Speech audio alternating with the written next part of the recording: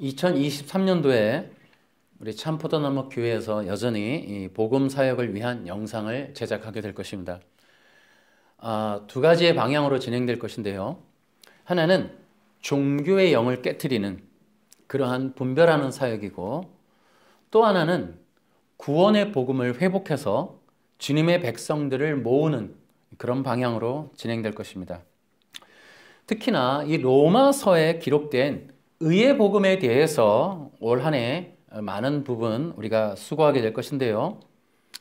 사도 바울이 로마서에서 전하고자 했던 게 바로 의의 복음이었어요.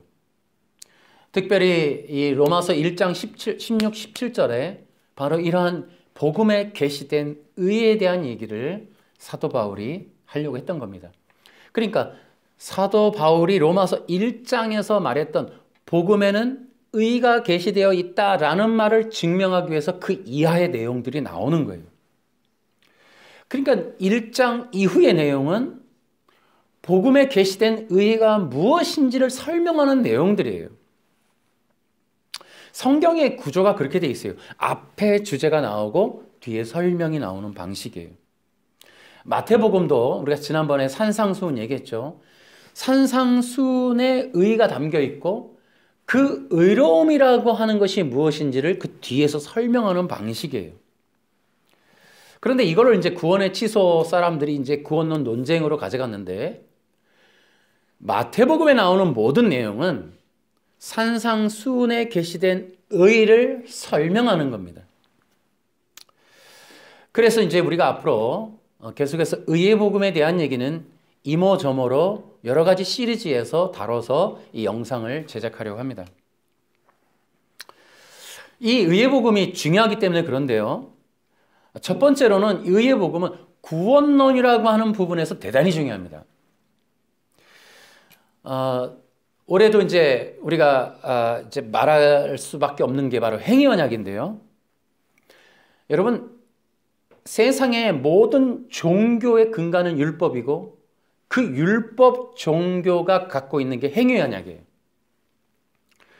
그래서 의의 복음이라고 하는 것은 바로 이러한 종교들이 갖고 있는 율법에 관한 내용들을 우리가 분별할 수 있도록 그러한 내용들을 담고 있어요. 또 의의 복음이라고 하는 것은 우리가 단순히 예수 믿고 천국 가라고 하는 이 빈약한 이방인들의 복음을 상당히 보완해 줄 수 있는 그런 내용이 의의 복음이에요.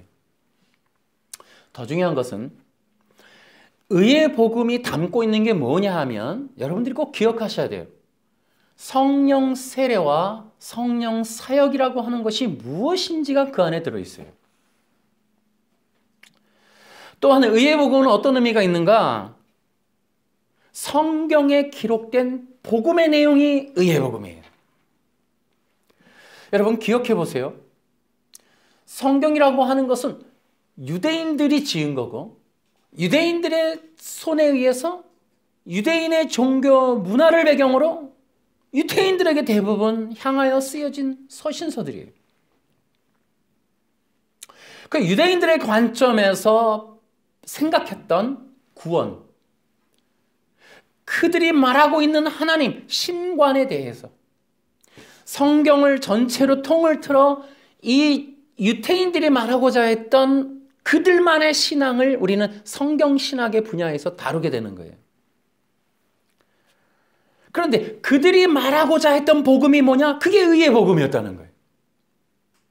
이방인들이 아니라 성경의 주인공들로 등장하고 있는 그 유대인들이 구약에서부터 이어져 갖고 내려왔던 그 전통적인 복음이 의의 복음이었다는 거예요. 그럼에도 불구하고 예수님 당시에 이들이 잘못된 종교에 속아 있었어요. 그게 율법주의예요. 그 율법을 지키면 의를 얻게 된다라고 하는 거짓말로 인하여 그들의 민족이 아예 유대교라고 하는 종교의 지배를 받는 일들이 있게 됐어요. 그러나 그것은 거짓말이었어요. 여러분 앞으로 이제 우리가 계속해서 진행될 내용이기도 하지만 먼저는 기억해야 될 게 율법은 아무리 지켜도 의의를 주지 않습니다. 오히려 율법의 요구는 의로움이에요. 여러분, 율법이라고 하는 것을 근간으로 가진 모든 세계적인 종교들의 주장은 율법을 지키거나 혹은 그 율법에 있는 내용을 지킴으로 도덕과 윤리 혹은 경건이나 신앙을 이루어서 구원에 이르게 된다라고 하는 내용이에요. 모든 세계의 모든 종교는 율법 종교예요. 불교가 됐든 이슬람이 됐든 모든 종교는 율법 종교입니다. 다시 한번요. 기독교의 복음을 제외한 세상에 있는 모든 종교는 율법 종교예요.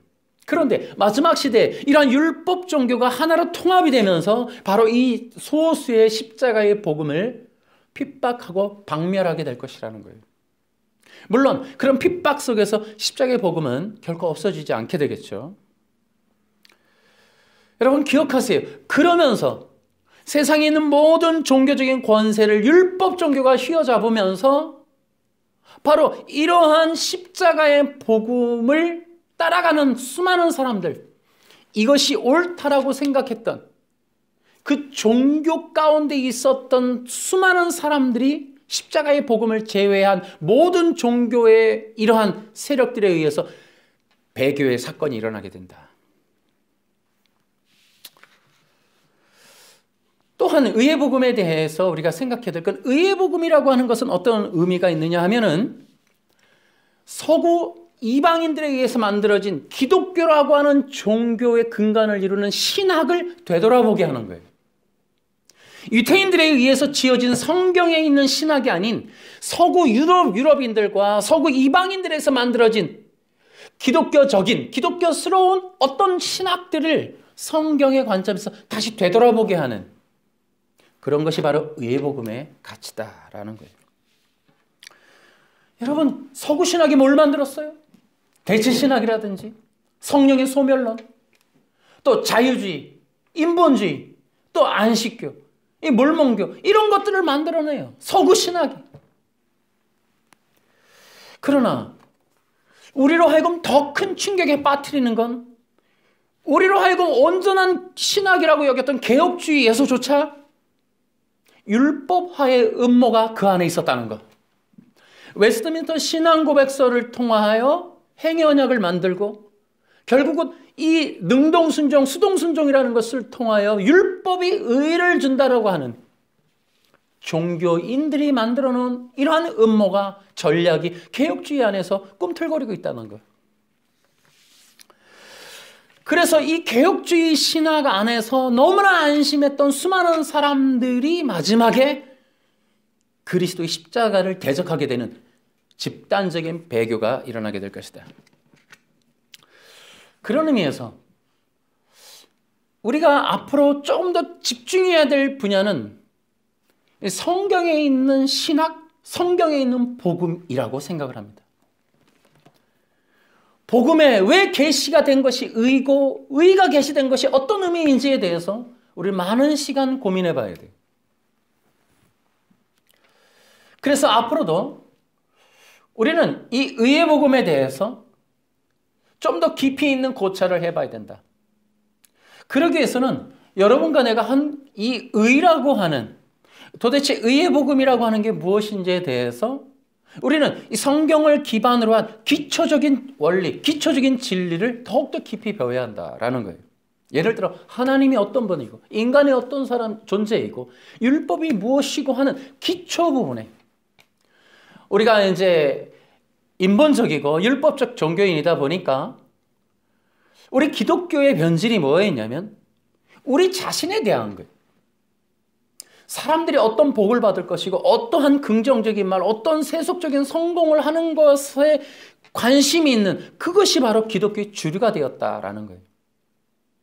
가장 가슴 아픈 건 마이클 호튼이 지적했던 대로 그리스도 없는 기독교, 복음이 없는 기독교, 구원이 사라진 기독교, 이것에 관해서 우리는 깊이 있는 이 통찰을 하고 그런 지적들을 받아서 우리는 복음으로 다시 회복하는 그런 일들이 있어야겠다.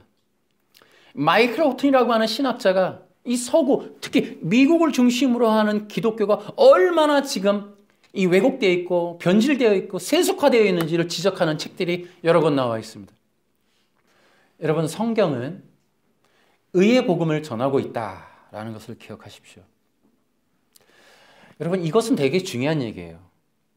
여러분들이 믿고 구원받았다고 하는 복음은 의의 복음이에요. 여러분들이 하나님께로부터 받은 은혜가 의라고 하는 거예요. 이것은 우리 인간이 만들어내는 게 아니기 때문에 그래요. 여러분이 뭘 잘해서가 아니에요. 토요일 날 교회 간다고 의를 얻지 못해요. 십계명을 여러분 백날 암송을 하고 행동을 해도 의가 없어요. 오직 하나님의 은혜로 주어지는 겁니다. 그런 은혜를 현재 우리가 누리고 있는 거예요. 그래서 우리는 적어도 정말 우리에게 베풀어지는 하나님의 놀라운 구원의 진리가 무엇인지만큼은 알아야 된다. 그게 의의 복음이다라는 거예요. 칭이라고 들어보셨죠? 하나님 앞에 의롭다함을 얻었다라는 개념. 이것은 서구 신학이 만들어낸 게 아니라 성경에 있는 내용이에요. 의라고 하는 개념은. 그러나 의의 개념을 의라고 하는 것을 얻는 방법에 관한 것이 왜곡된 부분이지만 정말 하나님 앞에 의롭다함을 받는다고 하는 이 내용, 이것은 굉장히 중요한 진리예요. 그런데 그 의는 천주교나 안식교나 여러 종교들이 말하는 대로 여러분이 만들어내는 게 아니에요. 하나님의 은혜다라는 거예요. 그래서 이러한 성경에 있는 복음, 내게 주어진 칭의라고 하는 의로움이라고 하는 이 은혜의 놀라운 선물은 하나님으로부터 오는 거고 그것은 바로 성경에 기록되어 있다라는 거예요. 서구 이방인들이 성경 외의 것을 만들어낸 것들, 이 이방인들이 만들어낸 개념을 우리는 분별해야 된다라는 거죠. 예를 들어 예수 믿고 천당, 여러분 이 안에는 여러분 세 가지의 요소가 있어요. 굉장히 인간적이에요. 내가 믿었다, 인간이 믿는 거예요. 또 하나 장소적이에요. 천국이라고 하는 영역 하나 별도로. 또 시간적이에요. 죽어야 가는 거예요. 이런 개념을 우리에게 심어준 건 미국 기독교예요. 미국 기독교. 예수 믿고 천당. 대부분 우리 기독교의 함정이 뭐예요? 너희들이 예수 믿었다는 걸로 막 사는 거 아니니? 그 믿는다는 말 한마디가 너를 천국으로 보내니? 이 논쟁이에요. 여러분 이거 자체를 다 쓰레기통에 버려야 된다고요. 성경에 없는 내용 갖고 지금 얘기하는 거예요. 그래서 여러분 기억하셔야 돼요. 우리가 의라고 하는 이 내용, 구원은 의를 얻는 거예요.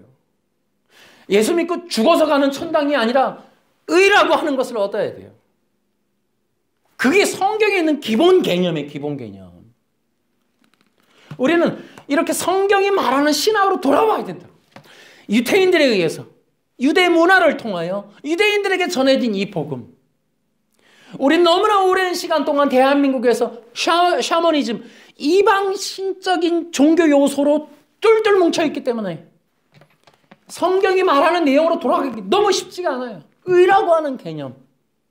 우리 대한민국의 아버지상이라는 게 깨져 있어갖고 우리는 누군가와 올바른 관계 안에서 온전한 관계 회복 안에서 그 안에서 얼굴과 얼굴을 마주보고 받는 교육이나 그러한 마음의 어떤 친절한 그러한 부분들이 약해요. 관계성이. 대부분 홀로 불교에서 돌을 닦는다든지 고행을 한다든지 좋은 마음을 먹는다든지 책을 많이 읽는다든지 하는 홀로 하는 일에 강해요. 한국 사람들이. 그 모래알 같은 민족. 혼자 하는 게 강해요. 그래서 내가 예수 믿고 내가 천당 가는 걸로 생각해요. 성경은 뭐냐 하면 의라고 하는 것. 구원이라고 하는 건 관계 회복이다. 하나님과 얼굴을 맞대고 앉는 것이다. 그분의 마음과 합하는 것이다. 우리는 누구랑 연합하는 건 너무 힘들어요. 이제 앞으로 가보세요. 시대가 갈수록 전부 혼자 하자. 혼자. 혼밥, 혼술, 전부 혼자. 그 사탄의 문화예요. 바벨론 문화는 다 찢어놓는 거예요. 성경은 함께함, with, 임마누엘, 연합이에요. 연합. 그분과 내가 얼굴을 맞대고 앉는 것. 이게 기본적인 의라고 하는 구원 개념. 성경에 있는 구원 개념은 하나님과 함께함이에요. 그분 앞에 서 있는 거예요. 그래서 진정한 하나님과의 관계가 회복되는 것을 성경에서 구원이라 한단 말이죠. 근데 우리는 내가 예수 믿었어라는 말이라는 것으로 우리는 자기중심적인 개념을, 인간적인 개념을 구원 개념으로 갖고 있으니 이것을 개선해야 된다는 거죠. 그러니까 전부 교회도 혼자 가서 앉아있어. 대형 교회가 혼자서 방문객이 30% 혼자 가서 앉아있는 거야. 그냥 앉았다 오는 거예요. 내가 예배 드려줬고 교회 가주었고 하는 내가 행동적인 내가 무엇인가를 헌신했던 부분들이 구원의 조건인 것처럼 증거인 것처럼 의식하는 이 철학적인 개념, 이방적 요소의 기독교, 이것으로부터 여러분들이 빨리 벗어나야 된다. 함께함이에요. 함께함. 기독교라고 하는 건 함께함이에요. 얼굴과 얼굴을 맞대는 하나님과의 관계 회복, 연합의 의미. 그래서 여러분 한 4가지로 크게 얘기할게요. 이 의의 복음의 회복이 이 의라고 하는 것이 회복되는 이것이 복음과 어떤 관계가 있는지. 첫째는 의의 복음의 회복은 죄라고 하는 부분, 죄의 정의에 대한 회복이다. 죄가 무엇인지를 알면 당연히 필요한 건 의의 복음이라는 거죠. 두 번째로 의의 복음의 의미는 의의 복음이 의미하는 건 하나님과의 관계 회복이다. 이방적 요소는 홀로 고행하고 연습하고 수행하는 거지만 성경의 기본적 신앙은 하나님 앞에 나아가는 거예요. 하나님 앞에 나아가는 것. 예배가 뭐예요? 하나님 성전 앞에 나아가는 거예요. 하나님의 그 지성소 앞에 나아가는 거예요. 근데 우리는 홀로 연습하는 거예요. 홀로 걸어가는 거예요. 홀로 참고 수행하고 지켜내고 일을 해내고 과제를 해내고 어떤 시간들을 채워내고 고행을 하고 참회를 혼자 하고 이런 개념. 다 종교다 이거. 세상의 모든 종교가 홀로예요. 홀로 혼자 가는 거예요. 세 번째는 의의 복음의 의미는 마음의 거룩함의 회복이다. 그러니까 이 의의 복음으로 보면은 하나님의 백성이 뭐예요? 마음의 거룩함이 회복된 자예요. 이 내용이 너무나 많아요.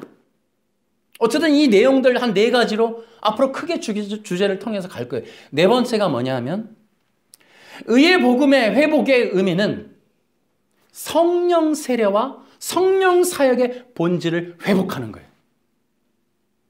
우리 이방적 요소에 토론토 블레싱이라든지 이런 걸 통해서 우리는 능력이라고 하는 토론토에 부어졌던 그 기름 부음, 그 역사가 그것이 비냐드라고 하는 것이 신사도라고 하는 것이 사람을 어떤 신비적인 체험으로 어떤 신적인 요소로 사람이 어떤 권능을 갖는 걸로 이 성령을 왜곡했다라는 부분이죠. 사도행전 12장 15장에 가면은 성령 세례가 나와요. 그 성령 세례의 의미도 사도행전 15장에 나옵니다. 그 성령 세례를 위해서 아브라함 때부터 약속했는데 그 약속이 성령이라는 것을 갈라디아서 3장에서 얘기해요. 한번 찾아보시기 바랍니다. 그것이 복음에 계시되어 있다는 거예요.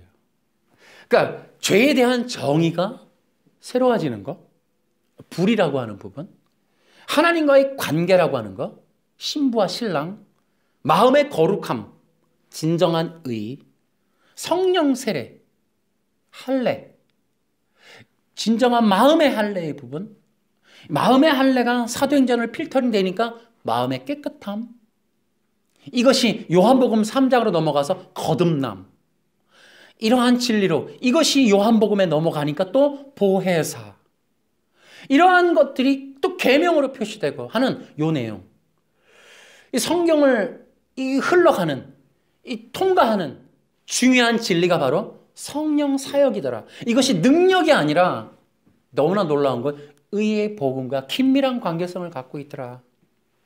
자, 이러한 내용, 이 4가지는 앞으로 진행될 우리 의의 복음에 대한 내용, 앞으로 율법 시리즈 3번에서도 이 내용이 다뤄질 겁니다. 어쨌든 이것이 복음에 게시되어 있다는 것을 사도 바울이 알고 이걸 전하는 거예요. 바로 이 의의 복음, 복음 안에는 이러한 내용이 들어있다. 죄라고 하는 게 불이다. 율법을 선악과를 먹고 안 먹고의 행동이 아니라 유대교가 주장하듯이 십계명을 지키는 문제가 아니라 우리 인간의 마음의 문제다라고 하는 것을 아주 강력하게 선언하는 거죠. 그것들을 이제 우리가 회복하게 되면 그러면 이 의의 복음의 회복과 동시에 우리는 진리와 싸움을 싸울 수가 있어요. 율법 종교가 우리에게는 싸움의 대상이 되는 거예요. 행위 언약이 절대로 받아들여지지 않는 거예요. 자, 이러한 의의 회복을 위해서 여러분들이 항상 기억해야 돼요. 그러면 왜 의가 필요했는가? 인간이 불의하니까. 인간이 불의하다니요. 인간의 창조물이고 최초의 창조물이 뭐가 부족해요? 하나님 완전한 하나님이 만들었잖아요. 인간이 영생을 가진 존재인데 뭐가 부족하나요? 여기에서부터 우리는 왜곡된 서구 신학이 발전하는 거예요. 성경을 안 본 거죠. 그러니까 성경에서 말하고 있는 내용이 뭐냐를 봐야겠죠. 그래서 이러한 건 이제 오늘 우리가 2023년 첫 주가 되는데 기초가 되는 거야, 기초. 그래서 여러분 기억하세요. 제가 이제 말씀을 드려야 될 이 인간의 죄에 대한 얘기가 왜 의미가 있는지. 여러분 모든 율법 종교의 근간이 뭐가 있냐면 왜 율법이라고 하는 종교가 강력한 힘을 갖냐면 구원에 관해서 영생에 관해서 인간의 주권이 있어. 인간에게 자유의지를 줬고 인간은 선택할 수 있고 하나님의 주권이 아니야. 인간의 주권을 갖고 있어. 이 주장이 율법 종교들의 내막에 있어요. 근데 우리는 그걸 허용할 수가 없다고요. 그 진리가 왜? 인간의 창조의 비밀에 나오기 때문에. 그래서 여러분 굉장히 중요한 건 인간이라고 하는 근원적인 그 한계를 인정하지 않는 게 율법 종교예요. 그 인간의 한계가 뭡니까? 인간은 첫째, 피조물이라는 거. 두 번째 뭐예요? 육체라는 거. 이러한 것들이 부정이 되어지는 거예요. 사탄도 이걸 부정시켰어요. 이걸 왜곡시켰다고. 자, 기억하세요. 인간은 피조물이에요. 하나님에 의해서 만들어졌다고요. 그러면 인간은 하나님이 없이는 살 수가 없어요. 하나님이 먹여줘야 되고 인도해줘야 되고 살려줘야 돼요. 인간이 인간 스스로를 지킬 수가 없어요. 하나님의 도우심이 필요한 게 인간이다. 여러분 기억하세요. 인간은 하나님으로부터 시작되었다. 인간은 하나님의 피조물이다. 만들어졌다. 그러므로 우리는 하나님이 없이는 살 수가 없어요. 이 얘기가 너무 단순하죠? 근데 이것을 뒤트는 게 율법 종교라니까요. 다시 한번 더 기억해 보세요. 두 번째, 인간은 불완전한 존재예요.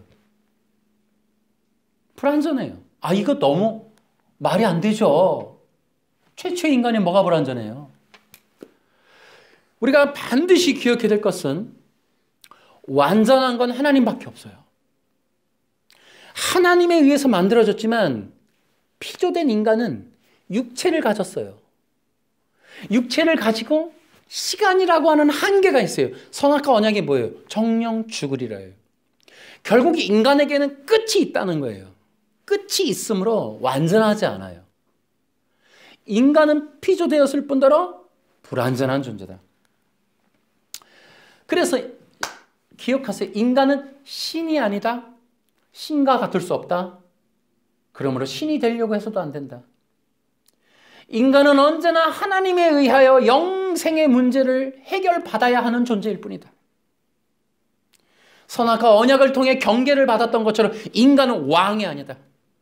그러므로 불완전하다. 이것을 기억하셔야 돼요. 또 어떠한 특징이 있냐? 인간은 제한과 한계의 존재예요. 여기서 이제 사탄이가 인간을 충동했지만 우리는 인정해야만 해요. 기독교인들은 우리는 아멘 해야 돼요. 예, 주님. 우리 인간은 신이 될 수 없는 제한적인 존재예요. 거기서 머물러야 돼요. 또 우리는 시간이라고 하는 한계가 정해져 있어요.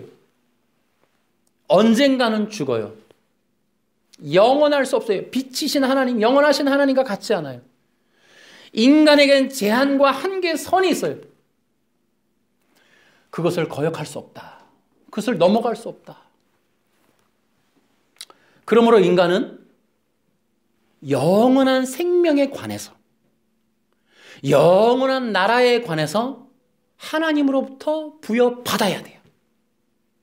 그러면 어떻게 얻을 것이냐 하는 이 부분, 이런 것들이 이제 율법의 내용과 연관되어 있어요. 그런데 한 가지 기억해야 될 것은 우리 인간이라고 하는 존재에게 있어서 형상과 모양을 우리가 이해해야 돼요. 형상과 모양은 신학교에 가면 이미지라고 하는 말로 우리가 가르쳐줘요. 그런데 최근에 이제 많은 사람들이 얘기하듯이 고대 근동지방에서 이 형상과 모양이라고 하는 이러한 뜻을 무엇으로 표현했는가에 대해서 알려지면서 드디어는 이 구약 신학의 정의가 내려진 거예요. 형상과 모양은 바로 왕 같은 존재를 의미했다라는 거예요. 그래서 기존에 이런 왕 같은 존재에 대해서 표현하지 못했던 모든 책들은 다 버리셔야 돼요. 그것이 얼마나 중요한지 몰라요. 그것이 내용이 해석이 안 되면 그 읽으면 안 돼요. 다 왜곡돼 있어요. 그 형상과 모양은 이런 거예요. 영원한 하나님이 보이지 않아요. 그런데 인간을 통하여 우리는 하나님을 알 수가 있는 거예요. 인간을 보면 인간을 만든 하나님을 알 수 있도록 만들었다는 거예요. 하나님이 왕이시라고요. 인간을 왕적 존재로 만들었어요. 그래서 인간이 그런 말을 하고 선언을 하고 또 심판하고 다스리고 통치하는, 대리 통치하는 어떤 사명, 그런 어떤 특성을 통하여 하나님의 나라와 하나님을 알 수 있도록 그렇게 만들어진 거예요. 그런데 여기서 이제 율법이 등장해요. 그러나 인간은 기억해야 돼요. 절대로 하나님은 아니라는 거죠. 형상과 모양은 인간이 하나님을 아는 통로가 되는 거예요. 모든 영혼이, 모든 만물이 그를 통하여 하나님께 나아가는 길이 돼야 돼요. 모든 만물이 그렇게 하나님을 알 수 있는, 예배하는 그러한 자가 되어야 돼요. 그래서 아담은 어떤 존재였다? 제사장이었다. 이것이 이제 성경이 말하는 그러한 내용이에요. 그래서 여러분 기억하셔야 돼요. 인간은 형상과 모양일 뿐 원형은 아니다. 인간은 형상과 모양이지 진정한 왕은 아니다. 제가 이제 계속해서 이런 내용들을 말씀을 드렸는데 여러분들은 기억하셔야 돼요. 인간이 어떤 존재이며 인간은 어떠한 특성을 가졌고 어떤 영광의 어떤 사명을 받은 자인지를 기억해야 돼요. 자, 이제 우리는 그러한 인간들을 통하여 하나님의 율법을 우리가 이해해 볼 필요가 있습니다. 여러분, 이제 율법이라고 하는 것은 굉장히 중요한 거예요. 이 율법이라고 하는 것은 이제 세상 모든 종교가 나뉘어지는 시작점이에요. 율법으로 기독교가 될 것이냐, 율법으로 종교가 될 것이냐. 그 율법 한마디, 최소한 창세기 2장 17절 선악과 하나로 기독교가 될 것이냐, 아니면 종교가 될 것이냐. 이 엄청난 이 가늠점이 바로 이 율법이라는 거예요. 여러분 기억하세요. 모든 종교는 율법이에요. 기독교를 제외한 모든 종교는 율법 종교다. 그럼 모든 종교는 어떻게 율법 종교가 되었느냐? 율법의 해석에 따라서 종교가 되었다.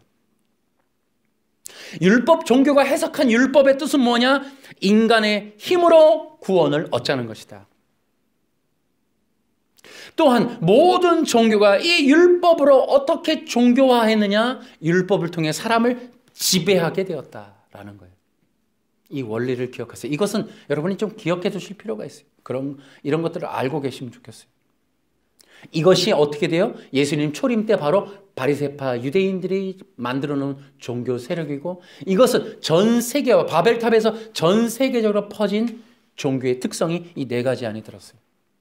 불교, 힌두교, 천주교, 정교의 모든 샤머니즘을 통틀어 모든 종교는 율법으로 만들어진 종교다라는 거예요. 여러분 기억하세요. 그래서 율법은 해석이 중요해요. 그리고 적용이 중요해요. 이 율법의 해석과 적용이 안식교가 나온 거예요. 율법을 통해 어떻게 구약의 지금도 십계명이 구원의 조건이다. 토요일 날 교회 가세요. 토요일 날 교회 가는지 안 가는지를 조사 심판해서 당신의 구원이 결정됩니다.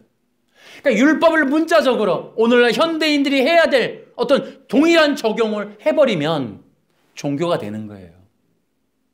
그러나 같은 율법으로 우리는 기독교가 만들어진단 말이에요. 왜? 같은 율법으로 거기에 그리스도에 대한 신앙이 나오기 때문에 그래요. 그리스도에 대한 복음이 율법에서 나오고, 유대교인들은 바로 이 율법 종교는 뭐예요? 율법을 통하여 인간이 스스로 구원 얻는다는 내용이 나오는 거예요. 율법이라고 하는 것이 시작점이에요.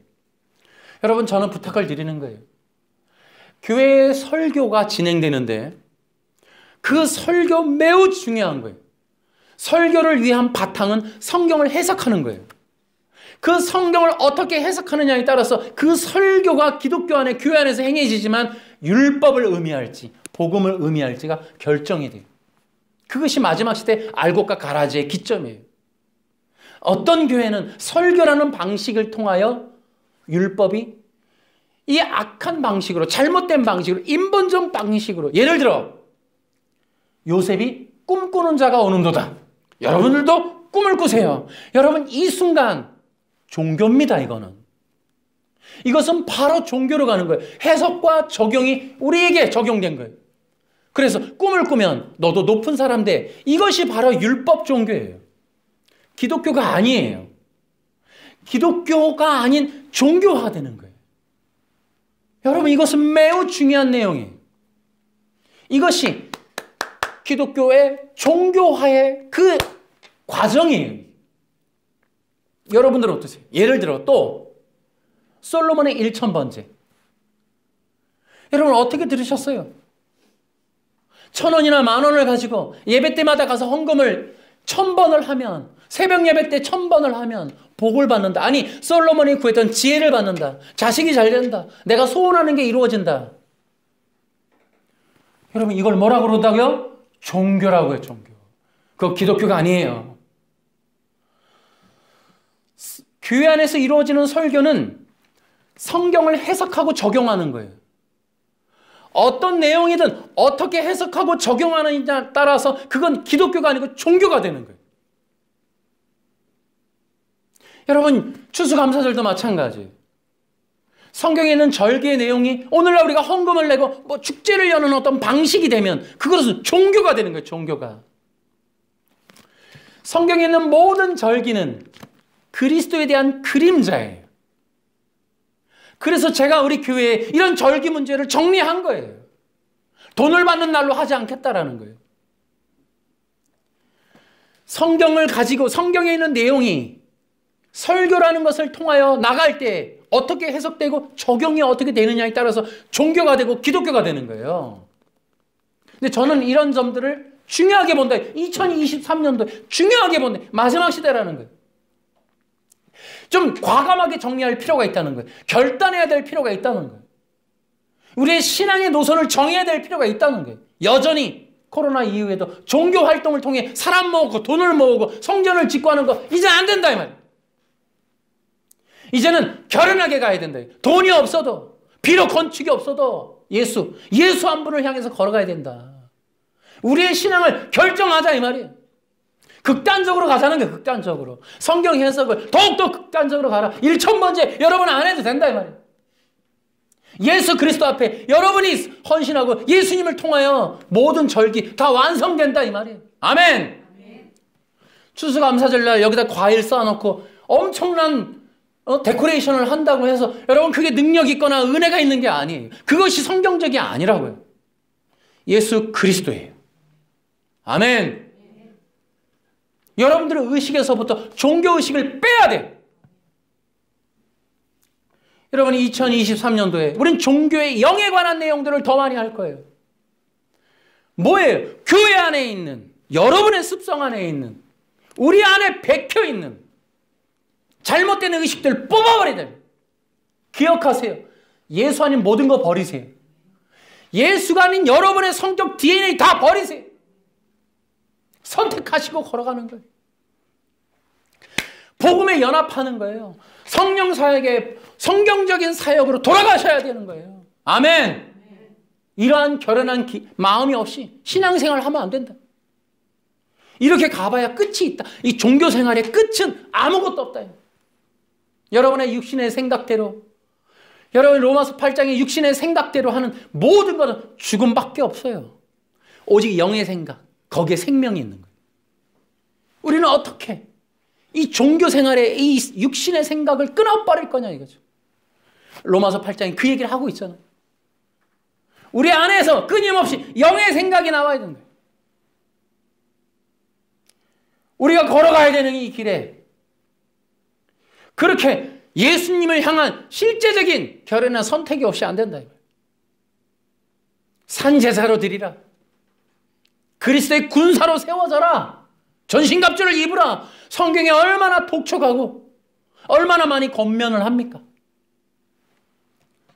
이제 우리 인간적인 나중심적인 세속 복을 향한 이 땅에서의 어떤 권위에 대한 것 때문에 연연해서 성경을 갈기갈기 찢거나 오용하거나 남용해서는 안 된다. 성경에 그렇게 이용될 만한 내용이 아니다. 우리는 과감하게 있어야 된다. 성경의 오용, 남용, 악용을 막아야 된다. 남들의 문제가 아니에요. 우리가 끊임없이 성령 세례, 성령님과의 이 영적인 연합의 문제가 일어나지 않으면 우리 종교 못 버려요. 끊임없이.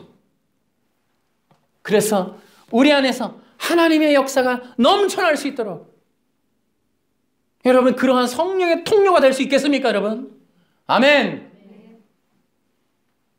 그래서 이러한 율법을 넘어가지 않으면 내 안의 율법, 나만의 율법, 내가 얽매여 있는 율법, 내가 속해 있는 율법, 나를 붙잡고 있는 율법을 넘어가지 않으면 그것이 성령으로 인하여 우리가 거듭나지 않으면 우리는 종교에서 못 떠나가요.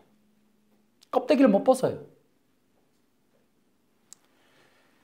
이러한 기독교로 정말 중요한 과정. 그래서 이러한 율법을 벗어버리고 그러기 위해서는 어떻게 된다? 율법의 해석에서부터 우리 온전케 해야 된다. 이 율법의 해석의 문제에 우리의 발목을 붙잡는 건 육이에요. 육. 그 육이 뭐예요? 못 놓는 거예요. 여러분 율법의 해석에 연연할 수밖에 없는 이유는 우리의 알량한 지식과 자존심, 비교의식 그 너머에 세상을 향한 성공과 사람들의 인기와 이러한 권위의 문제 때문에 율법의 해석을 못 놓는 거예요. 어떻게 저 사람들을 맞출까? 어떻게 교회에서 사람들의 비유, 사람들이 모일까? 어떻게 많은 사람들이 자기에게 칭찬을 해줄까 하는 그 교회가 어떻게 커질 것인가에 관한 여러분 기억하세요. 세상보다 성경이 중요한 거예요. 나보다 예수님이 중요한 거예요. 사람들은 성경을 통해 성공하는 길을 찾아야 될 게 아니라 성경을 통해 예수님 만나야 돼요. 여러분들은 예수님 만나셔야 돼요. 설교가 뭐예요? 중매쟁이 노릇하는 거예요. 성경을 해석하여 어디에 있던 이 성경의 내용이 예수님을 증언할 수 있도록 그 여러분들이 진정한 그리스도인, 기독교인이라면 성경을 통해 예수님 만나야 되는 거예요. 여러분들도 그 길을 선택하셔야 돼요. 과감하게. 인간의 최고의 성공이 뭐예요? 예수님 만나는 거예요. 이 땅에서 제일 잘하는 게 그 진리 앞에 나오는 부분이에요. 피조물 된 인간이 왜 하나님께서 피조할 때 그냥 신으로 확 만들어버리지? 아니. 인간을 육체로 만들고 생명의 한 개의 존재로 만드신 이유는 이 땅에서 저 영원한 나라와 영원한 생명을 위한 준비를 하라는 거예요. 준비. 그게 공의로운 거예요. 어떻게 준비하느냐? 주님 앞에 순종하는 거예요. 그 순종이 뭔지 아세요? 뒤에 이제 율법에 대해서 우리가 다음 주에 더 깊이 얘기할 겁니다만은, 율법이라고 하는 것을 하나님이 주셨을 때에는 선악과라고 하는 것을 최소한 놓고 봤을 때에도 그렇습니다. 우리 로마서 7장 4, 5, 6절에도 나오지만 율법은요, 인간이 지킬 수 있는 게 아니에요. 인간이 몸으로 지켜낼 수 있는 게 아니에요. 율법의 요구는 의로와요. 하나님께서 원하시는 건 인간의 의로움이에요. 근데 인간은 어떻다고요? 율법이 던져지니까 이 안에서부터 인간의 욕망이 튀어올라왔어요. 율법이 그 몸속에서 인간으로 하여금 죄를 짓고자 하는 충동이 팍 튀어올라왔어요. 인간이 아까 얘기했죠. 불완전하다고. 불완전한 이유는 자기중심이에요. 인간 자체가 피조되었기 때문에 신이 아닌 거로 자기만을 향한 자기중심이에요. 신은 피조된 세계, 자기 자신의 투영된 세계를 향한 사랑이 흘러나가지만 인간은 그 사랑이 자기에게 향한단 말이에요. 그 인간의 근원된 진실을 통하여 알게 하시는 것이 율법이에요. 인간은 율법을 지킬 수 없구나. 근원적으로 율법은 의롭지만 인간은 불의하거나 근원이 안 돼요. 이 근원이.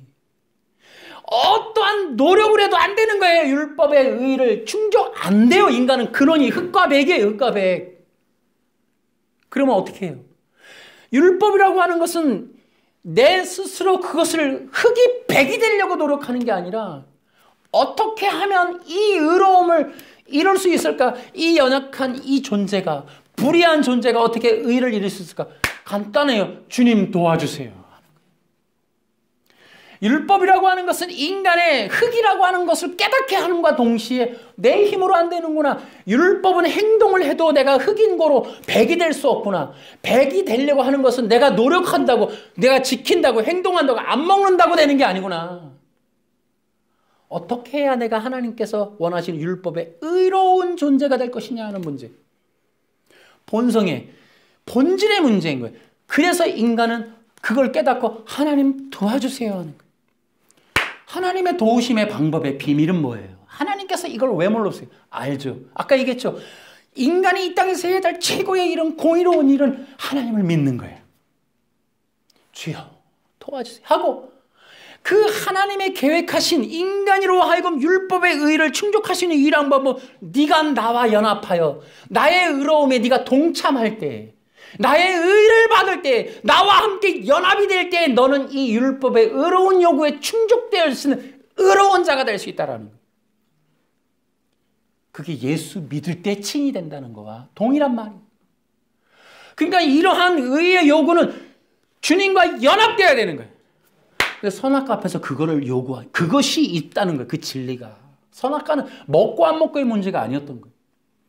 그래서 믿음의 문제가 선악과에서부터 나오는 거예요. 결국은 그렇게 하나님이 그러면 어떻게 너로 하여금 그 영적인 존재로 만들 것이냐, 어떻게 영적으로 연합이 될 것이냐 하는 문제는, 그리고 예를 들어 인간이 존재성에 대한 변화예요. 그러니까 하나님이 육체로 만든 이유는, 이 땅에서 시간적인 제한적인 존재로 만드신 이유는, 와우, 이게 하나님의 놀라운 비밀이에요. 거듭남이라는 게 거기 있는 거예요. 다시 태어남이에요. 성령으로 다시 태어남이에요. 하나님이 처음부터 신적 존재가 아닌 하나님과의 연합됨으로 그것이 거듭나시는 하나님의 신적인 성품에 도착하도록 만드는 이 일이 하나님의 계획인 거예요. 이게. 아멘. 이게 하나님의 계획이에요. 여러분, 예수님이 니고데모한테 책망을 해요. 유대 율법의 선생이면서도 거듭남 몰라? 다시 돌아보면 유대 율법에 들어있는 진리가 뭐라고요? 거듭나는 거예요. 물과 성령으로 거듭나는 게 기본인 거예요. 율법의 선생이니까 율법 앞에 날마다 살아요. 율법 앞에 날마다 살 때 인간이 깨닫는 진리는, 아, 나는 안 되는구나. 하나님이 오셔야 되는구나. 근데 어떻게 오셔야 되는가? 와우, 인간의 훈련, 교육, 치유로 안 돼. 흙이 백이 되는 일은 치유로 안 돼. 회복으로 안 돼. 교육으로 안 돼. 다시 태어나야 돼요. 존재의 근원이 다시 태어나야 돼요. 어떻게? 성령, 영적으로 태어나야 돼. 육으로는 안 돼. 육으로 다시 엄마 뱃속으로 들어가려니까 니고데모의 생각은 여전히 육인 거예요. 육이 영을 못 이기는 거예요. 육이 영을 이해를 못하는 거예요, 지금. 니고데모는 하나님의 영적인 의미를 모르는 거예요. 엄마 뱃속으로 들어가리니까 끊임없이 다시 태어남에 대해서 이렇게까지 무지한 거예요. 율법주의자, 율법의 선생인데. 아니, 거듭남은 영으로 태어나는 거. 영적인 갱신을 말하는 거. 어떻게 영으로 거듭나, 영의 생명으로 태어나, 어떻게 영적인 새 생명이라는 게 존재해. 가능하다는 거죠. 그게 거듭남인 거예요. 그게 성령님이 임하시는 거예요. 성령 안에서 거듭나지는 거예요. 육으로 변화되는 게 아니고, 이 육체가 다시 태어나는 게 아니고 성령 안에서 다시 태어나는 거예요. 그럼 어떻게 성령님이 우리에게 임하시느냐? 우리의 불의한 마음에. 그래서 이 영과 육의 연합은 결국은 십자가에서 이루어지는 거예요. 영과 육의 연합은 십자가에서 만나지는 거예요.